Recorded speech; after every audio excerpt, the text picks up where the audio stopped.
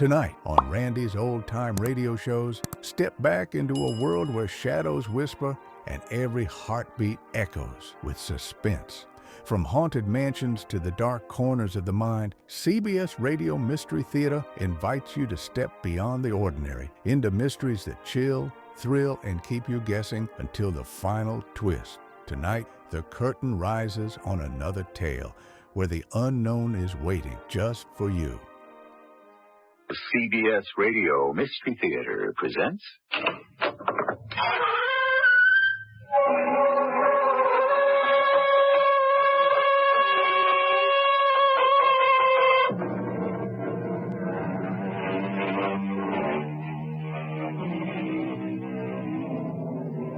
Come in.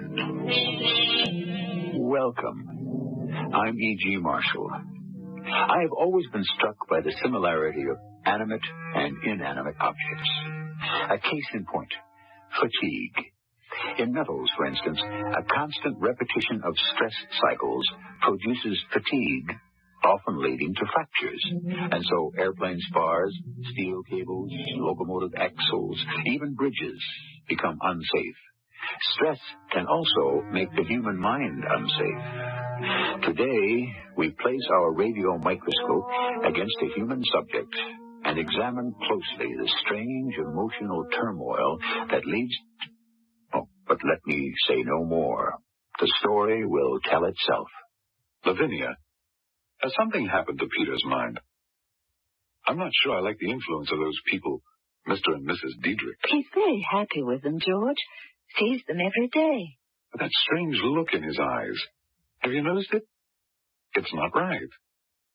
There's something unhealthy about the whole thing.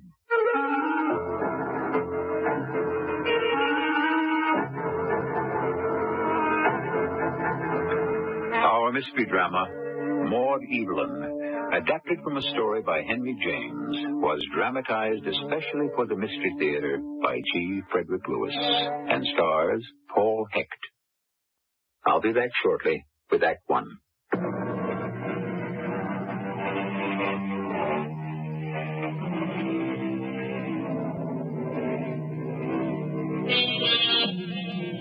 Peter Harkness was in trouble and didn't know how to cope with it. You see, Peter had inherited money, well, not a lot, but enough to keep him from striking out on his own, making something of himself.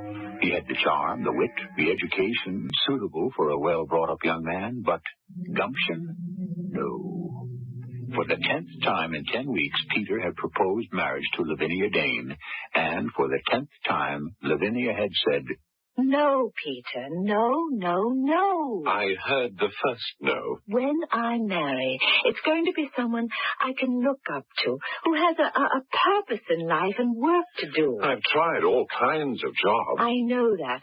When you decide on one certain ambition, and you concentrate on that and nothing else, then come and ask me to marry you. Is that your last word?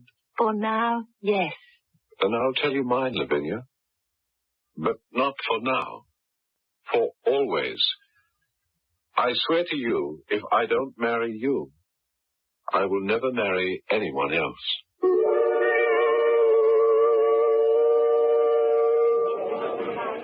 Cheers, George. Cheers. Well, say goodbye to me, George. I'm leaving London. Wish me luck. Wish me well. Peter, is this why you asked me out for a drink? To talk nonsense? Only the day before yesterday, you asked me to wish you luck. You were going to marry my sister. Yes, well, I've asked Lavinia 10 times in 10 weeks, and she always says no. Well, so you ask her 11 times. I thought you were crazy about her. I'm going away, and that's that. I've got myself a job with a travel agency that handles private tours of the continent. I'm due to leave for Switzerland and Rome on Saturday with a middle-aged couple. Very ordinary, very nice. I've met them, Mr. and Mrs. Diedrich. So you're running away? Oh, no, not at all. Lavinia wants somebody with a purpose and a future. Besides, if I'm out of London and she can't see me, perhaps absence will make the heart grow fonder. You, Peter Harkness, 5 years at Eton, and 4 at Oxford, A travel agent? Not even that. A nursemaid for the middle-aged who wish to be led by the hand from the Jungfrau to the Colosseum. Well, at least you're laughing about it. And everything's a joke to me, except Lavinia.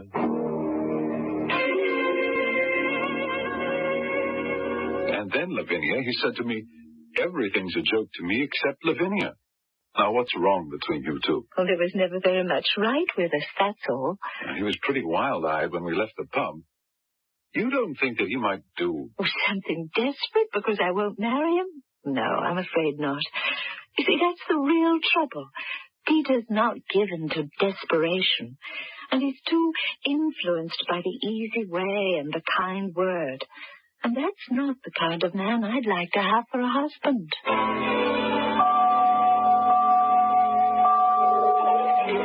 Peter, you look fabulous. Have you gained weight? When you phoned and said, I'm ill, I didn't know who you were. Well, what's it been, 8 weeks? Yes, after Switzerland, we did Rome, then Naples, Florence. I had quite a time dragging them away from Venice. Oh, spare me. Oh, look, I can't stand these darn birds. Pigeons scare me. Do we have to meet in front of Peter Pan's statue here in the garden? But I like to feed them. Oh, Peter, this is a hangout for children. Well, at any rate, tell me about your trip as travel nursemaid. Oh, they're wonderful people, the Diedrichs. You haven't any idea how well they treated me. Like a son. And people like that, well, you don't meet every day. They were devoted to you. Yes, and elsewhere. Well, I'd like to meet them. Will you introduce Lavinia to them? Oh, no. Why not? You like them. You and Lavinia are engaged, aren't you, Stu? I'll never marry anyone else. That's a foolish, negative thing to say. If you're serious about working at this travel business, I'm sure she'll think twice about saying no again. You think if I asked her now, she'd say yes? Yes, I do. She should have said it before. Before what? I'd rather not say. Before you met these Diedrichs? People like that, well, they made a profound impression on me. I'll say that. Have you seen them since you returned to London? Oh, yes, I have. And what are they? Well off? Or is he retired? What are they like? They live for Maud Evelyn. Maud Evelyn? Well, who is she? Their daughter. Unfortunately, they've lost her. What do you mean? I mean, a great many people would take it that way, but they don't. They won't. Other people would have given her up. Is that what you're trying to say? Yes. Perhaps even tried to forget her. But the Diedrichs can't. Oh, well, do they keep in touch with her, communicate? All the while. Why, isn't she with them? She is. Now. Since when? Last year. Then why do you say they've lost her? Well, I'm the one who calls it that, but I don't see her. They don't want you to see her, is that it? How can I? I think, George, I've told you all I'd like to for now. Would you mind very much if I concentrated on feeding the pigeons?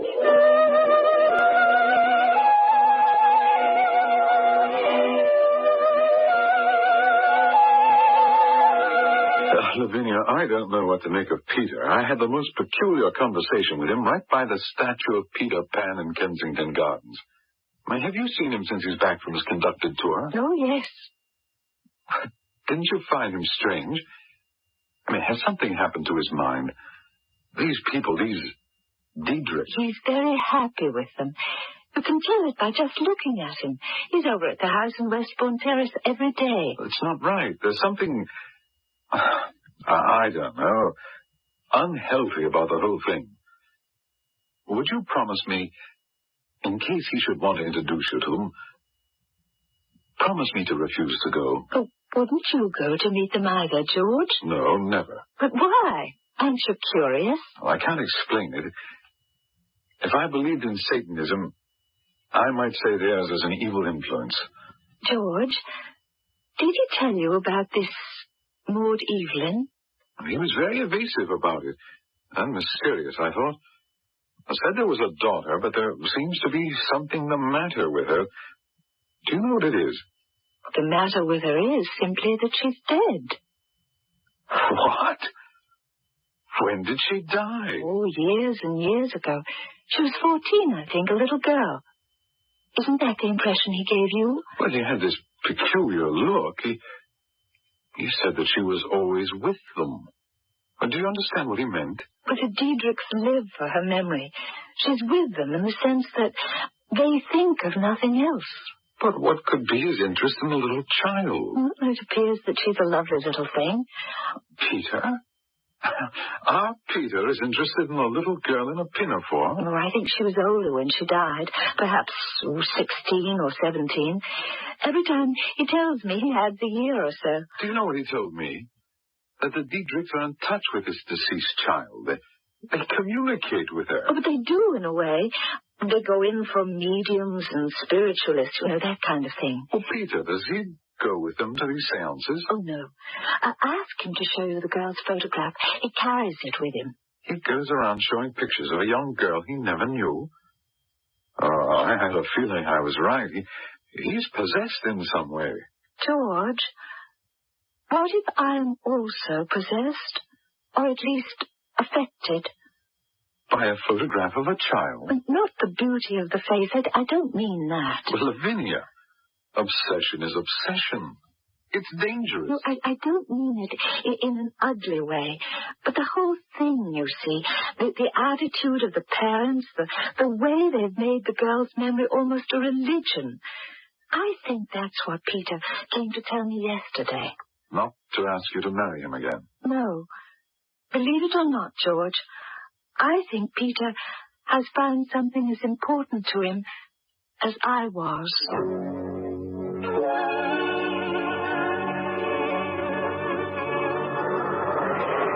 Peter, I wish you would come inside with me. Mrs. Jex has made me feel so very close to your dear Maud Evelyn. Mrs. Diedrich, I feel very close to her without having to... Well, it's hard for me to say. But do you have some superstitious feelings about a psychic? Oh, no, not at all. You don't believe in them bringing word from the other side? Mr. Diedrich wasn't able to accompany me today, so I've asked you to come with me. Now, will you? They'll open the door in a minute. I'm Mrs. Diedrich. I have an appointment with Mrs. Jex. May we come in? Oh, do it for me, Peter, Maud Evelyn's mother. There's nothing to be afraid of. You'll see. In this house, there is no death. Life continues always. Thank you. You needn't show me the way. I've been here many times before. Come, follow me, Peter. Now. There is where she is. That's Mrs. Jex. She's sitting behind that long table, leaning back in her chair. Is she alive? Very much so. She's waiting for us. She's in a trance. Here. You take that chair, and I'll sit in this one. Now, the first thing we do is to light these 3 candles on the table. I have a match. Go ahead. Light all 3. That's right. Mrs. Jex, this is me, Mrs. Diedrich. I brought with me today... my husband could not be here, so I've asked this wonderful young man you've heard us speak to you about. He's the one who cares so much for Maud Evelyn. He's sitting beside me now. It would appear that Peter Harkness is falling under some spell which is obliterating all but fantasies from his mind. Would that he could but remember those words of Edgar Allan Poe. All that we see or seem is but a dream within a dream. I shall return shortly with Act 2.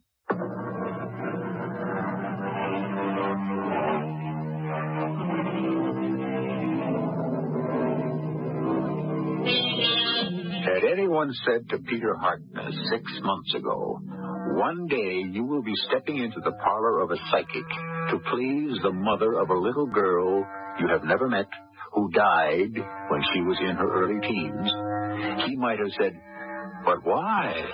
I want to marry Lavinia Dane. What should I do at a seance? Let us listen. Perhaps we may understand what Peter Harkness cannot. Mrs. Jix, I am Mrs. Diedrich. I brought with me a young friend who also wishes to communicate with Maud Evelyn. Let the quietness and twilight fall around you, Mrs. Diedrich. Do you have any word from my daughter today? She has much to say to you and to the young man. Mrs. Diedrich, is this medium a woman? She sounds like a man. It is her guide talking through her. Her guide? Sir Walter Scott. He communicates from the other side. I sense disturbances of the soul. Oh, no, not at all. I was just explaining. Please, go on. This unfamiliar spirit seated beside you, Mrs. Diedrich. I read his aura. The physical, the mental, and spiritual auras. I sense they all go to make up an entity whose name is Peter Harkness. That's fantastic. I've never told Mrs. Jax a word, not a word. She didn't even know you were coming. I assure you this Peter Harkness is a true friend. A like spirit and can be trusted completely. Sir Walter, do you have any message for me from Maud Evelyn? Has she been taking care of herself, not getting into any drafts? Maud Evelyn is very happy. She asked me to say to you, she will have something of importance to reveal when you come for your next sitting. Something of importance? Oh, couldn't you ask her to give me a clue now, please? It has to do with Peter Harkness. I knew it. I felt it all along. For weeks now, I've been sensing her presence very strongly. I have only this request from your daughter, Mrs. Diedrich. And that is to be sure to bring Peter with you at the next sitting. Oh, yes, I will come. I'll be here. Tell her that. That is good. We shall try for the transmutation of your mind, Peter, to contact the invisible world around you.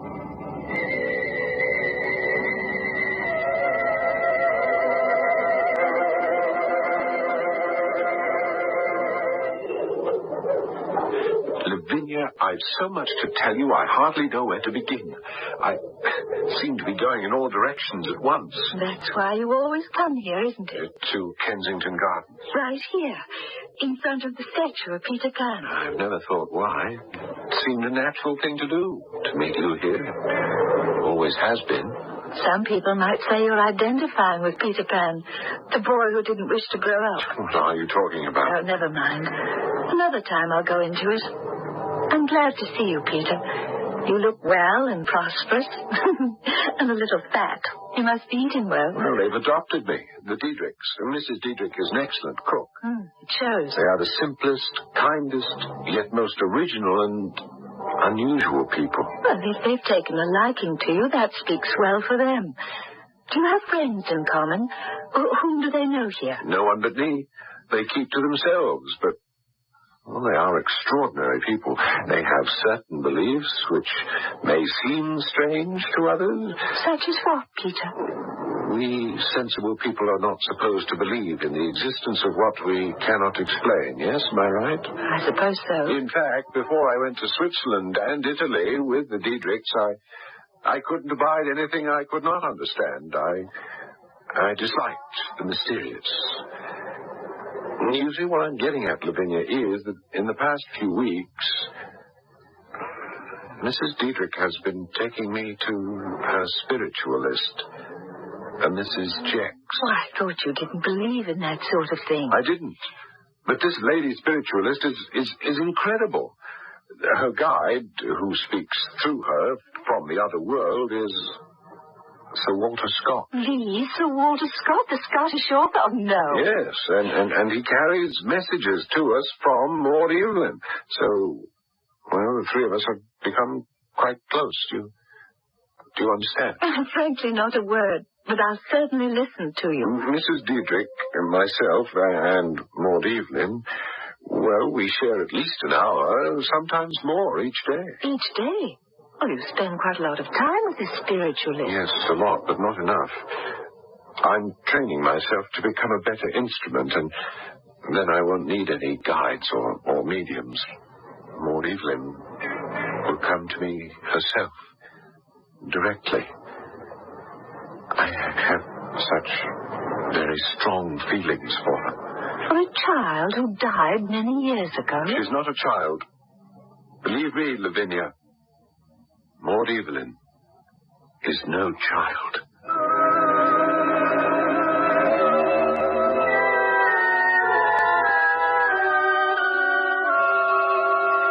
George, do you know what Peter has now made himself believe? About the deceased daughter of the Diedrichs? He thinks he knew her when she was alive. But that's not possible. You know that. And he speaks of her as if she wasn't a child, but she was quite grown up. Well, I don't know when imagination leaves off and madness begins. Well, he tells me stories, happenings they shared, conversations he had with this girl, what she used to say, what they did together, places they went. She's more real to him than reality itself. His mind is full of Maud Evelyn. Lavinia, do you think Peter has gone mad? No, I don't. I can't. It's all too beautiful. Lavinia, don't tell me you're becoming infected with this preposterous theory. It is a theory, George, but not really so preposterous. How can you talk like that? If he has caught this contagion from the Diedrichs, I hope you're not going to catch it from him. I don't know if I should tell you this, George. Peter said to me yesterday he was in love with Maud Evelyn. Lavinia, do you honestly feel that he's entirely sane? When he tells it, and you see his eyes so filled with love, it takes your breath away. It's that beautiful. It's pathetic. A young man of 25 talking about his love for a 15-year-old who's dead, who he's never met. All of a sudden, she's not 15, she's 16, 17. How can he be rational? How can her parents be? But don't you see, if Maud Evelyn was older when she died, then her mother and father have more of her to remember. So they fabricated that as well. No, they believe it. As I would if I had to. You see, this way, the girl had more of a lifetime. Oh, yes, I know they invented it, a whole experience for her to talk about and share. Maud Evelyn growing up, being older, meeting Peter, their friendship. For Peter to be enmeshed in all this because he's weak or poetic or whatever, well, that scares me. Well, they need Peter, and they want him for their daughter. I wanted you and Peter to be married once. Lord, how long ago that seems. I wanted that, Lavinia. Now this nightmare. And you're encouraging him in it. I told him I believed him. In all the years I've known Peter, even in those days when he was proposing marriage, even then, I have never seen his whole being light up with such devotion as it does when he speaks of her. Oh, it's all very well for you to talk of being sane and sensible and rational, but to see such happiness in someone in this very ordinary and grey world, well, I'm glad to be a part of it. I don't deny it. I am glad, George.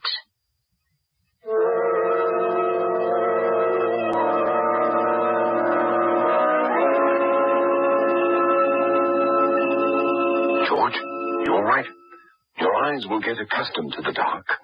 I really appreciate your coming with me at the last minute like this. No, not at all. Lucky I ran into you in Westbourne Terrace. Well, how often do you and Mrs. Diedrich visit this Swami? Oh, she's no Swami. Her name is Mrs. Jex.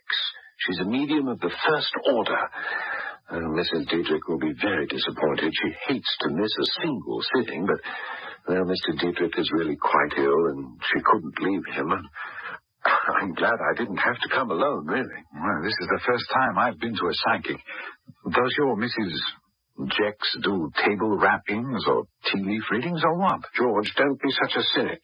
She's a medium. Through her, we get news from the other side, brought to us by Sir Walter Scott. Come now, Peter. You're having me on. Now, we must remain quiet. I light these 3 candles, and the séance will begin.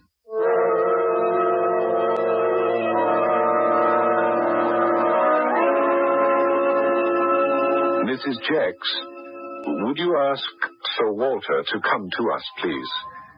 Mrs. Diedrich could not accompany me, so I have asked an old friend to share with me this journey into the infinite.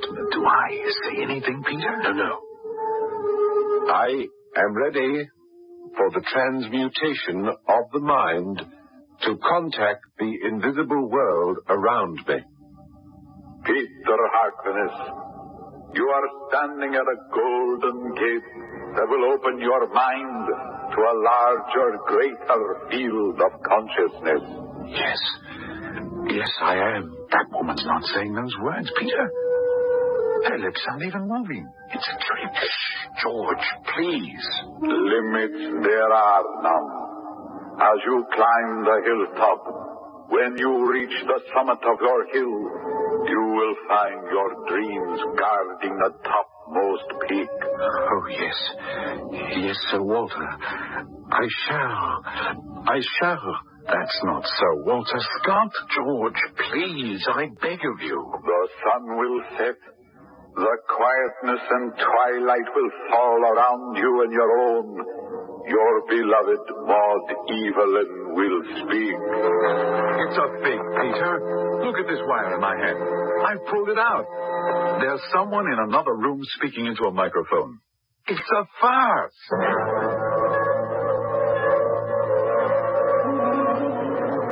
I'll thank you not to walk along with me, George. I have nothing to say to you. Oh, Peter, are you angry with me because I unmasked the terrible fraud? You had no business interrupting the seance. You were a guest in that house. You saw the wire in my hand and the voice suddenly stopped. Now, what do you think that was? Well, yes, of course, the guy had stopped with your behavior. It's too ridiculous, Peter. Now, which way are you going? That's not the street to your house. To Westbourne Terrace. That's where I'm living now. With the Diedrichs. That's right. With them. What will I say about your shameful behavior? Supposing Mrs. Jex calls her or writes her a note. She won't say anything. She'll be afraid to. It would ruin her business. London is full of charlatans who prey on people's loneliness. Oh, that this should happen today of all days. I feel ill. Oh, Peter, calm down. It's not the end of the world. I wish it were. What did you mean? Today of all days. Today is the anniversary of my blessed engagement. Oh, I hadn't realized. You mean to my sister, Lavinia? What are you talking about? I mean my true engagement to Maud Evelyn.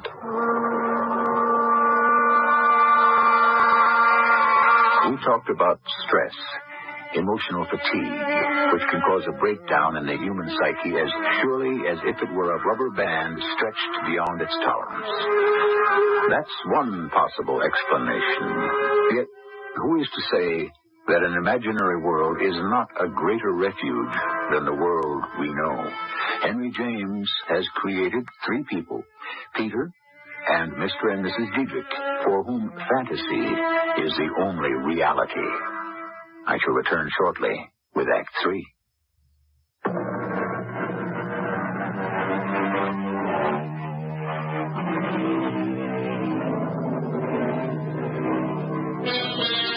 It's a treacherous high wire act, balancing on that fine thread that joins the finite to the infinite. And George is at the perilous midway point in his attempt to rescue Peter from falling to where no net can catch him.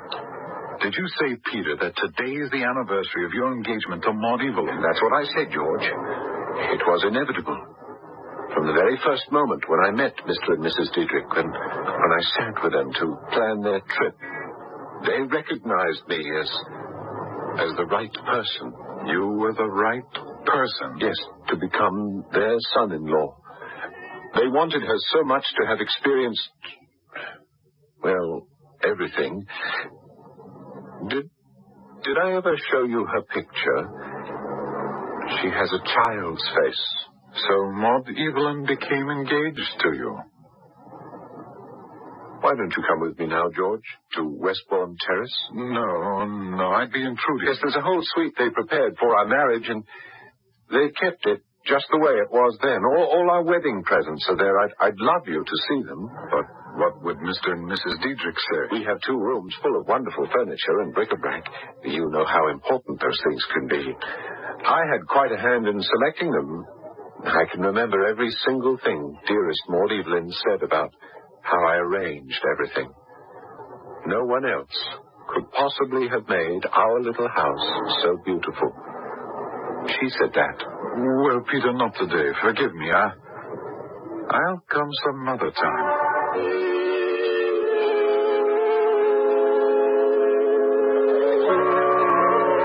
I thought you said George would be meeting us here, Peter.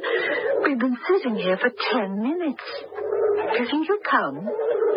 Oh, Peter, will you forget those pigeons for a moment? Look how smooth the bronze rabbits are worn at the bottom of the statue. All the children love Peter Pan so much, they climb all over him. Lavinia. You don't have to say it, Peter. You know? I can see you're wearing a black armband. You don't have to tell me anymore. I understand. Hello, Lavinia, Peter. Oh, there was such a traffic jam at Marble Arch. I thought my cab would never get through. Well, I've only been here a few minutes, George. It's been too long since the 3 of us were together. I'm afraid I have something infinitely sad to tell you both. I see that. I hope you've lost no one that I know, Peter. He has lost a wife. Your wife? I didn't know you had a wife. The more we live in the past, the more times we find in it. I live in the past, too, Peter. But I hope, sister dear, not with the result of making such extraordinary discoveries. You see, her parents wanted it for her, wanted it so much.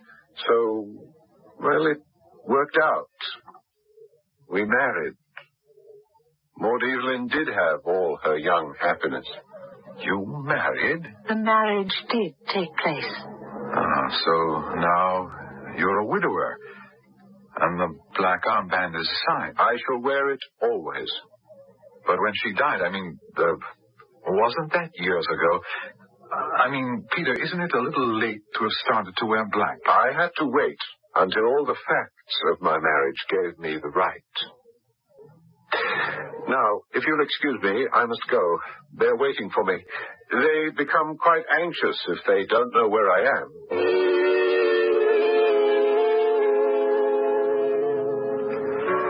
It's almost beyond me, all this. I thought he was never going to marry anyone else but you, Lavinia. He won't. Not ever. He'll still be faithful. To you? To Maud Evelyn. Oh, it's a sickness. If it is, it's a beautiful one. I wish I could make you understand. A man cannot go on from day to day with one foot in this world and one foot in another. It can't be stopped. That's the way he is. Yes, it can. I want to remove Peter from this whole environment. Westbourne Terrace, the Diedrichs. Take him somewhere to give him time to think things over, to realize what a wasteland he's making of his life. Take him by force. If need be, yes. Now, you remember Dr. Medwin? Frank Medwin, who was at Oxford with Peter and me? Now, I'm going to put this whole strange case before him and ask him to help. George, you're making a mistake. Peter will never be parted from his dream world.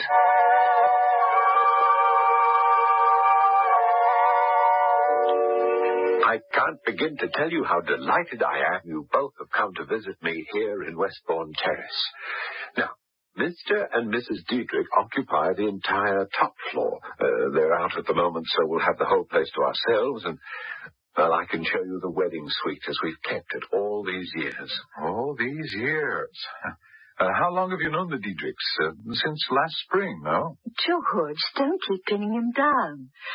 You go ahead and show us everything, Peter. We want to share it with you. Wait till you see. Oh, it's a treasure house. I furnished a lot of it myself. I felt nothing was too good for her. It's these 2 rooms, the wedding suite. There they are. Oh, Peter, it's lovely. Charming, tasteful and elegant. A French provincial sitting room and bedroom. Ah, yes, you've hit it on the head, George. That's Louis XVI chaise longue and a little 18th century fruitwood secretary for her to write her letters on. Oh, I can't take my eyes off the armoire, Peter. Certainly 17th century. I found it in the flea market. Peter, you've done an excellent job of decorating. It was for her. It was for us. Oh, I like that old cotton paneling on the walls. Recognize the Tree of Life design? We used to stand under it, Maud Evelyn and I, before we were married, and imagine each branch would be another child. And that coffee service on the small table near the bed. Yes, completely en pied. George, why are you moving behind me like that? Don't keep getting behind me, George. Well, there's so much to see. You like this Victorian love seat. I come down here by myself every day and sit there alone and think of her. Oh, and there's my pride and joy. Our bed with less canopy. It's never been slept in. George, what are you doing? Will you let go of my arm? You're twisting it. George, Ow. be careful. I can't bear this. Lavinia, open the bottle quick and put some chloroform on the handkerchief. George, Lavinia, please.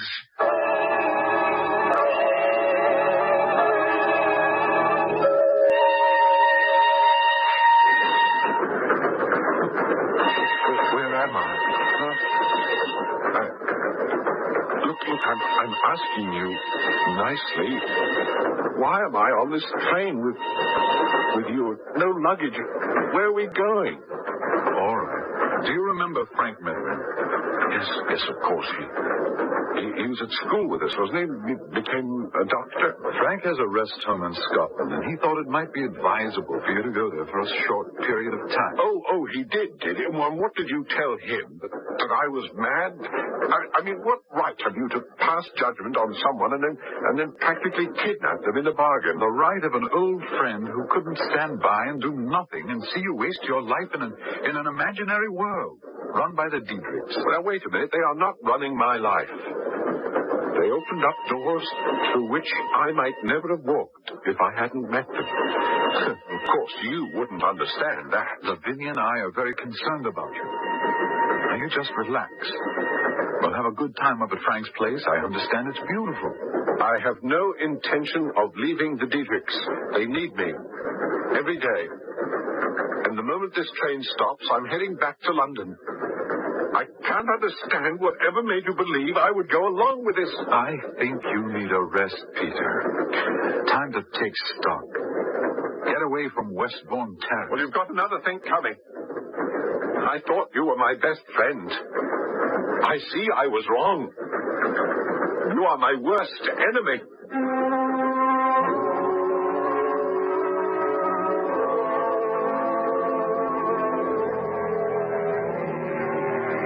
George, admit it. It was wrong of you. It was wrong of me, too. Peter may not take it kindly, you barging into his house. Well, I've been trying for a month to see Peter, apologize and make amends. It was your idea for me to just show up at the front door. Oh, ring the bell again, will you? I know him and how suspicious he is. He's probably peeking out of an upstairs window and decided not to open the door. Well, he'll open it for you, won't he? Where are the Diedrichs? Don't you know? That's why he's sworn never to see you again. Well, what have I to do with them? Well, 5 weeks ago, when Peter got back from the train ride, both of them, the Diedrichs, had become ill and were taken to the hospital. In 24 hours, they were dead. And I had no idea. Why didn't you tell me before? He blames himself. He wasn't here. He thinks they became uneasy and ill because he disappeared. It's taken me weeks to calm him down. And you still don't think he needs medical attention? No, I don't. He's happy in this house. This museum. To him, it's a shrine, a temple. I'll ring once more.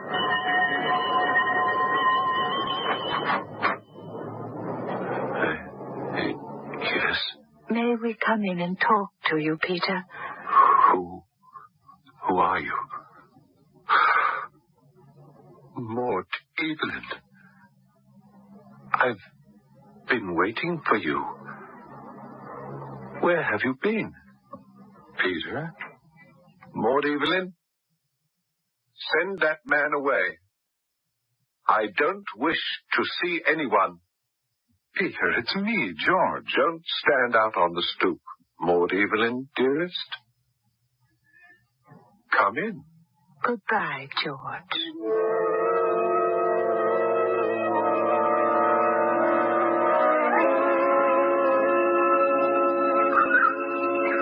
How are you, Lavinia? Very well. And you, George? Much the same. I'm worried about you now that you've moved into his house. I'm perfectly fine. You've been happy with Peter this last month? Oh, yes. How is he? Very well. He's going into the antique business. I persuaded him to sell some of those antiques. He has quite a flair for that. Does he know you're meeting me today? I owe you an apology for what he said that day, George. Remember? Send that man away. Well, he didn't know who I was. But he was in such a state. I noticed that, Maud Evelyn. Anyway, no, I didn't tell him we were meeting here in the gardens. Why do you suppose he used to come to this very spot time and again to feed the pigeons? He still does sometimes. We sit here at the feet of Peter Pan. Why? He's never told me. And you're happy, are you, Lavinia? The happiest I've ever been. He still calls you Maud Evelyn? Yes. Actually believes you are? Yes. Oh, my Lord in heaven. How long can you go on playing this dreadful game? Maud Evelyn, a girl who died in her teens years ago. Remember, he said he would never marry anyone else but me. Well, I've made that possible. You're married to him? Yes. We're married now. Oh, what about the names? Didn't you have to give your right name to the registrar? Peter thought it was a good joke, that's all. And you think it's a joke? Acting out the part of someone else. Oh, but I'm not acting. I've only borrowed a name to make a man happy. What do you think would have happened to Peter if that world of his imagination had come crashing to his feet? Do you remember reading your Peter Pan, George? I didn't want to end up like Wendy, who saw Peter less and less clearly as time went on. I could not live in separate worlds and leave him all alone in Never Never Land.